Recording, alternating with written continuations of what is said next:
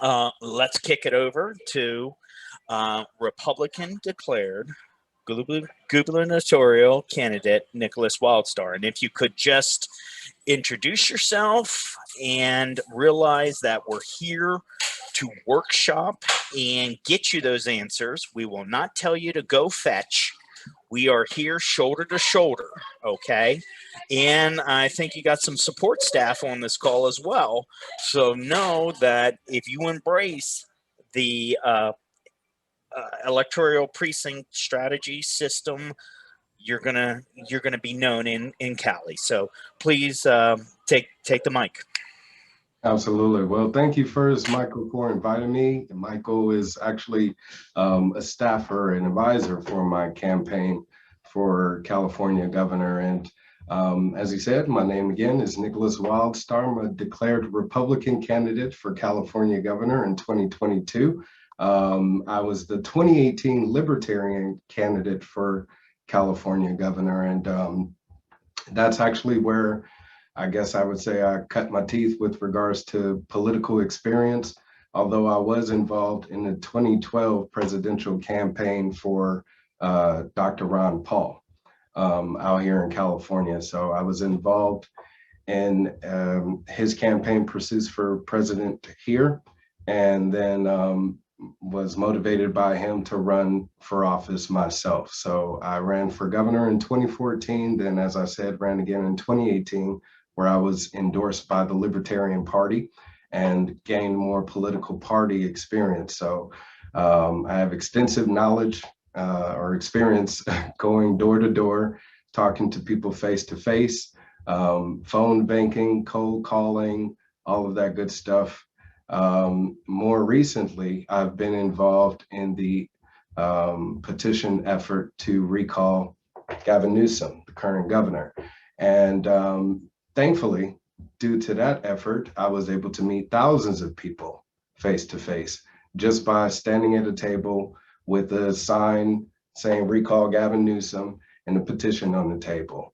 So I was able to speak with more people, and I again was instrumental in that effort here in my county, Fresno County, where I live, and was able to gather thousands of signatures towards that effort, and we were successful. It was one of the largest volunteer efforts, petition efforts for initiative in the country. We needed to collect 1.4 million plus signatures in order to have that recall effort be valid. We collected over 2 million, and we just got word recently from the Secretary of State that over 1.6 million of those signatures are eligible. So that recall election has been triggered after this 30-day signature withdrawal period. If those signatures still stand, then we will be having a special election here in California, most likely sometime in the late fall. So I'll be, again, filing to run as a candidate for the recall election, and have lots of people that I know here in Fresno County that was involved in that recall effort, other volunteers that are looking for another way to get involved and not let this people's effort to regain control over our political system here in the state go to a waste. Because if the powers that be, the money, the controllers, if they have their way, then they'll be, investing tens of millions, if not hundreds of millions of dollars into Gavin Newsom. They already have, just to start a anti-recall campaign. So he's been going around doing press conferences, talking about how this is an extremist right-wing effort, Trump supporters, and a Republican power push to overthrow the Democratic Party, which has a trifecta control over the state government. So we really do have a one-party system here in California, and have had that over the past 10 years. So the people of California are looking for something different. The one thing about the California Republican is they're not mainstream news Republicans. So although you may have a growing number of Trump supporters, here in the state of California. The reason why he did not win the state of California is because of a lot of his policies, mainly having to do with fiscal responsibility. You know, he campaigned on building a wall that Mexico would pay for. Taxpayers foot the bill for that. He campaigned on making monetary policy changes to possibly get us back on the gold standard. That hasn't happened. He made tax cuts, or actually, he removed tax cuts for the people of California as a punishment. And that didn't really go over well with the hardworking people and, you know, small business owners here in the state either. So when it comes to the California Republican, their identity is very specific. They don't really care about marijuana use. They don't really care about, you know, one's sexual orientation or what they choose to do there, just as long as government isn't involved in that choice. And of course, as taxpayers, we don't have to foot the bill for it. So I want to go out and introduce myself as that candidate that can win for the Republicans. If you look at my campaign platform on my website, wildstar2022.com, it's a pretty wide-ranged platform. So it's a cross-party platform that appeals to the left as well as the right. So for the liberals as well as the conservatives, I'm that candidate that will be able to bridge the gap. The one thing is because I'm anti-establishment, most likely I won't get support from any of the powers that be, you know, mainly the unions and, you know, big banks, et cetera. They won't be funding my campaign. So it's 100% grassroots. And I know that with a good ground game, I'd be able to gain more name recognition, because that's really what politics is all about. It's popularity contests. And John Cox, even though he's a very well-known millionaire, spent hundreds of millions of his own money, ended up losing against Gavin Newsom. So that's why he's still iffy about if he wants to invest that amount of money again into winning over the people of California. But you're not going to be able to do that without appealing to those people that have supported the Democrats throughout this past decade or so.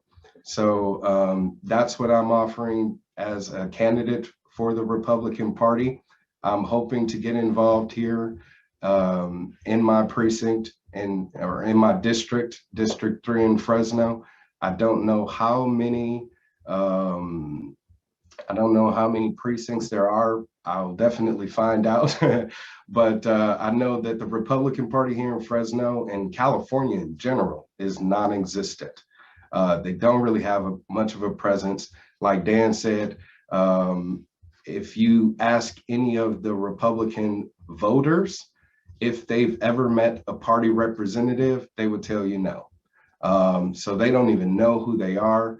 We held events here to, you know, raise awareness about the recall.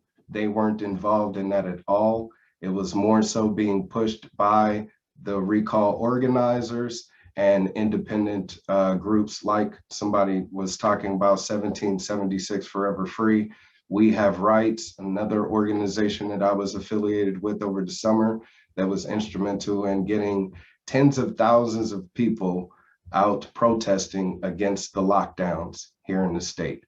And I was actually an organizer for one of their events and emceed, you know, for one of the events as well. So I'm doing my best as I can to just gain more attention as a candidate. And I know that by getting involved in the precinct level, I can hopefully encourage the Republican Party to start accommodating the Calipublicans, you know, because that is actually a large a name for the California Republicans that's becoming more aware and on social media. and conservative groups. And all of the candidates that are running that are speaking about being, fiscally conservative aren't really showing that by splurging campaign funds. So if we want to make sure that we're vetting our candidates properly and making sure that, we're supporting them throughout their success, especially if they're to challenge Gavin Newsom and actually give him a run for his money. If we want to win the state of California, this is the way to do it. Arnold Schwarzenegger was the last Republican that was elected here in the state of California in a recall election as well. A Democrat by the name of Gray Davis, who was the governor, he was recalled in 2003. Schwarzenegger came along, got a little bit over 40% of the vote in that special election because it's winner takes all. So you can win with 35% in the special election. He won with, like I said, a little bit over 40%, and he mainly won because of his money and his celebrity, appeal. Everybody already knew who he was. The Republican Party itself wasn't behind his candidacy, wasn't behind his campaign at all. And I don't think they ever really got on board with him at all. He more so just drove the party and ended up leaving and doing his own thing now. But he isn't really involved with the California Republican Party at all. And it's still being built up. So I have assimilated about 3 or 4 volunteers so far here in Fresno that would like to get involved with the precinct effort. And I have several other volunteers for my campaign throughout the state that would be interested in doing this as well. So the more I'm able to learn, the more I'll be able to pass on to my team, and hopefully we'll be able to drive the Republican Party here in the state to a victory.